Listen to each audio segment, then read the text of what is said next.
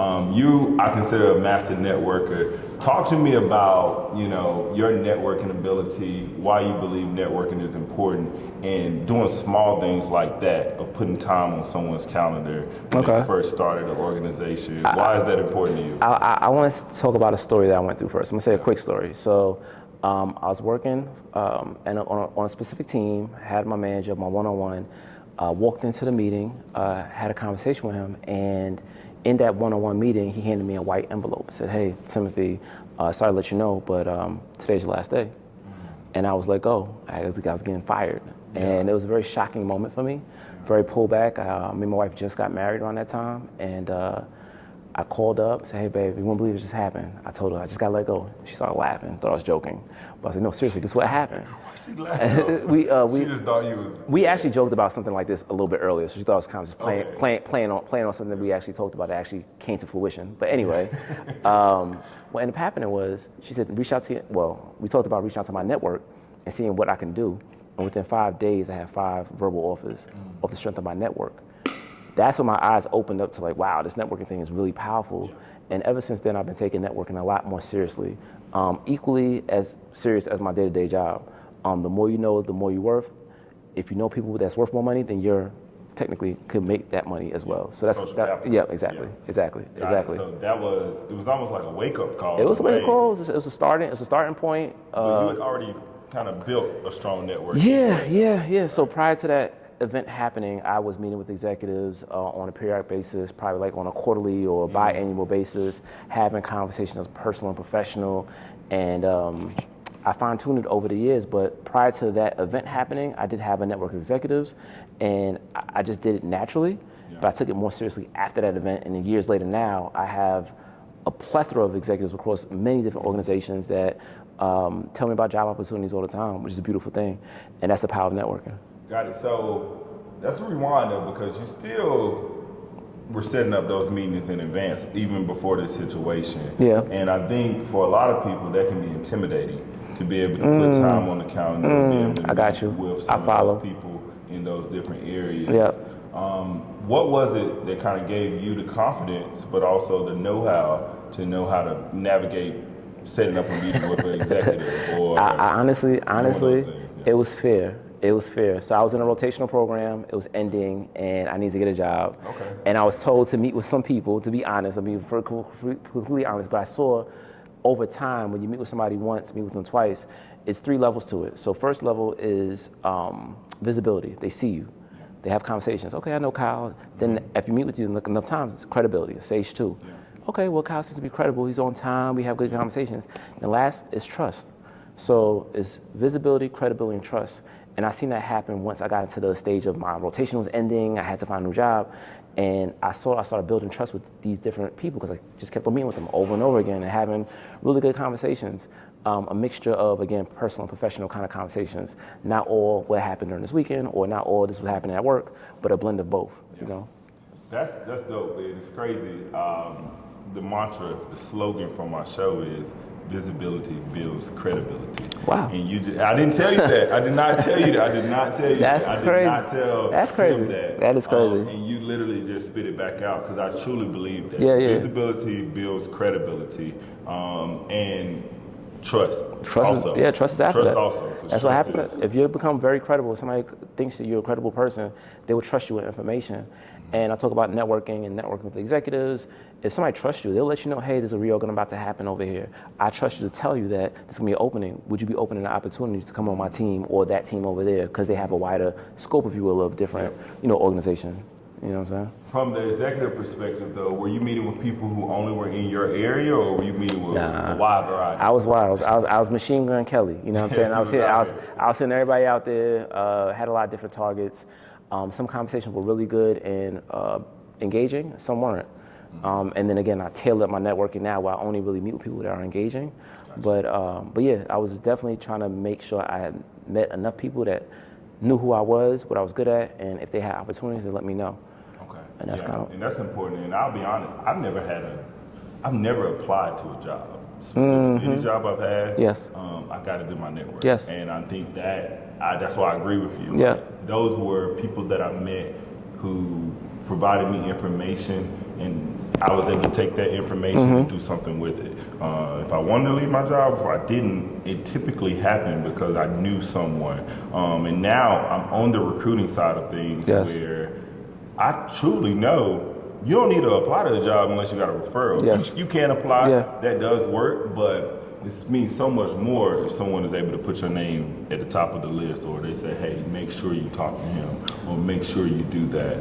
Because I think it's super important when you're thinking about networking, your next move, or the current move you in, to be able to know that you have support, but also know that you have someone that can speak up for you. So I was gonna say something. Yeah. I truly believe that if you are a superior networker where you take it very seriously, you could skip job interviews and collect job offers. Again, skip job interviews and collect job offers. Skip them? Skip them. And that's kind of talks to your point about never interviewing for a job because you had a strong network of people. So that's, I just want to piggyback on that. I went through the process, but yes, I felt very confident that I was probably going to get the job. Yeah. So yes, very similar. Yes. I didn't skip the process, but I knew that if I put the app in, I most likely was going to get it. But I also trusted in myself through that process too. But you feel as though you can maybe skip the process if you know the right person, you know the hiring manager, you know that person, they know you and what you can bring to the table. It's a whole different conversation when you're meeting with somebody and you haven't tell me about yourself, tell me a time with this, tell me a time with that. When they already know you, they already know you're interested in a job, they already know you're interested in a job opportunity. It's more like, okay, well, what you want to do when you start? Yeah. That's a different conversation. Yeah. You're still interviewing technically, but the conversation is a lot different. You have a level of comfortability that the job is kind of yours in the pocket, which on the flip side, for people that don't know, is that when they apply for jobs blindly and coldly, there's a possibility that job is already taken and they just had to post it just because they had to post it.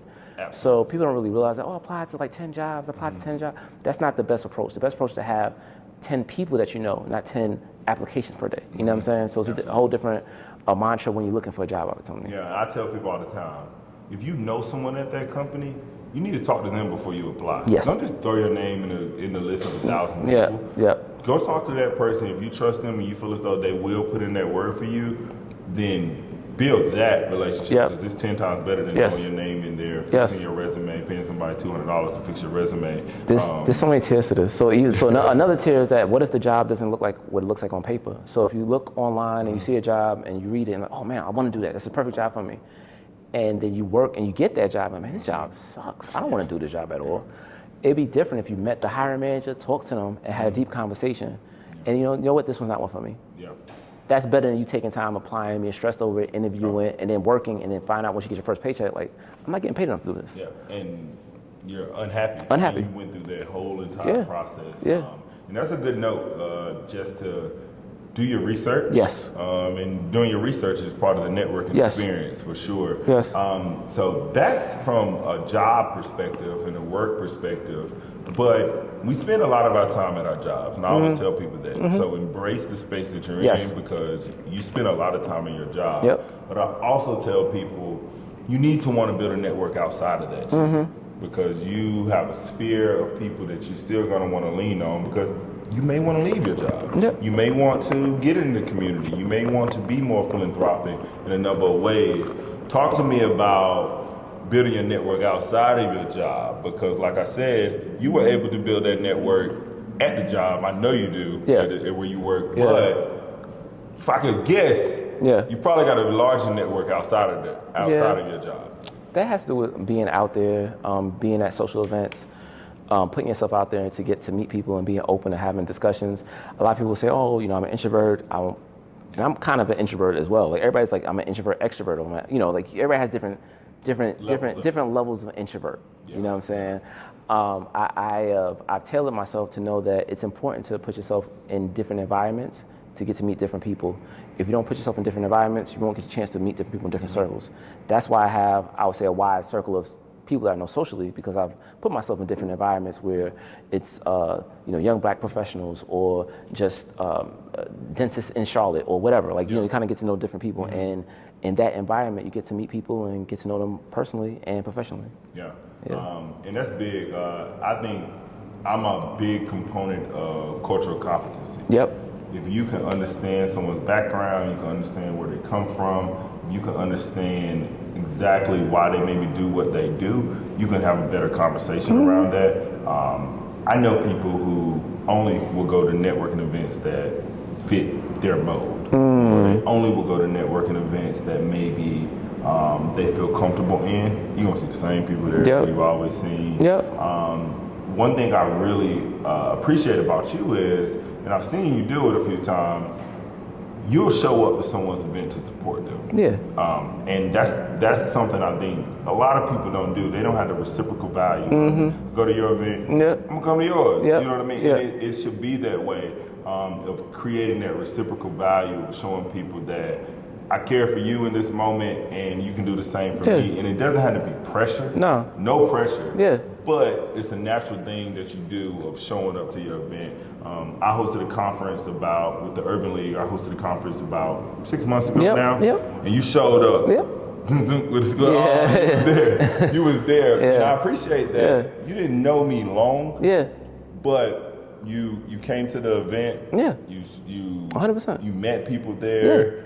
You participated in it fully, and you were you were fully a part of it, and I really do appreciate that. I've been to your events. I met a ton of people there. I got people from your events that's going to be on the podcast, and I just think that reciprocal return between the two isn't about because Tim came to my event. I need to get his event. It's just a natural thing that I think we should continue to do to support each other. Definitely. It is a natural progression of just support. If you want to get support, you definitely have to support in some shape, form, or fashion. I feel like showing up and being present is the best way to show support when possible.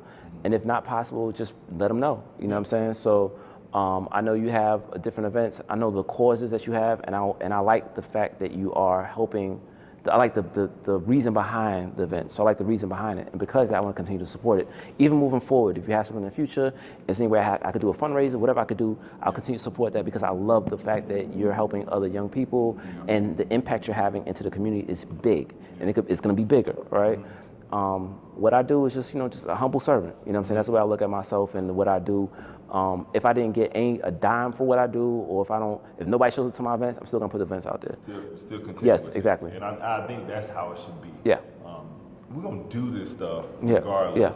It's more about the impact. Like it's not about the dollar amount. It's not about saying we had 300 people at the event. I don't care if it's 3 people in the room. If those 3 people had an amazing relationship and they built it from your event, then it was a success. Honestly, it's always the right people supposed to be in the room, no matter what. No matter what you think, no matter how you feel, if it's not the best turnout, the people that are supposed to be there were supposed to be there. If it rained outside, if it was different, something crazy happened, whoever's supposed to be there are the people that's supposed to be in the room, and you just take advantage of who's there, not who's not.